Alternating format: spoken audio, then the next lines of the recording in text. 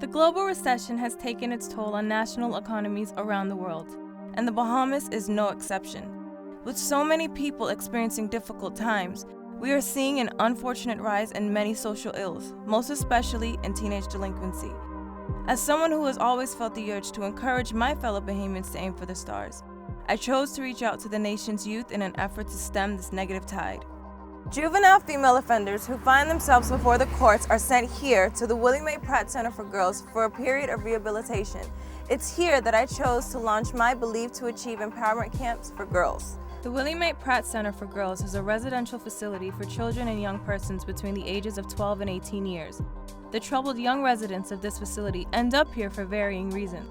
But the one thing that they do have in common is that their actions were serious enough to put them there before the judicial system. Too young to be incarcerated in prison, the girls are sent here to this treatment facility for therapy. It's not unusual for the girls to receive special guests.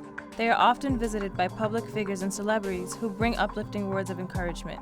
However, I chose to take a different approach.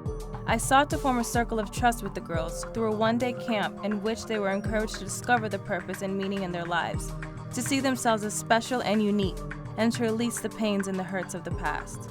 Joining me in the effort were two women who the girls know and admire: Olympic gold medalist and 400-meter world champion Tonique Williams-Darling, who encouraged the girls to not allow themselves to be defined by their environment.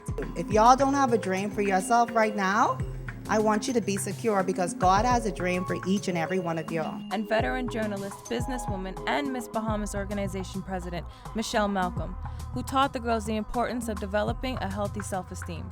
Your value is not based on your circumstances. It's not based on your environment. It's not based on what you have been through in life. During my turn to speak to the girls, I used myself as an example of someone who went after their dream, no matter how big or how unreachable they seemed, and I encouraged them to do the same. Don't think that you're too young to achieve amazing dreams at such a young age.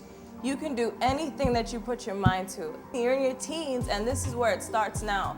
Don't think when you're 22, 23, that this is when your career needs to start and this is when you can start doing A, B, and C. No, it starts now. A morning of inspiration was followed by an afternoon of fun, in which I taught the girls modeling techniques to boost their self-esteem and to help them see themselves as beautiful. We then ended the day with a heart-to-heart talk about life and about rising above one's circumstances in order to achieve greatness. The girls expressed their gratitude, saying that no one had ever taken so much time with them before, and they made me promise to come back again, to which I gladly agreed.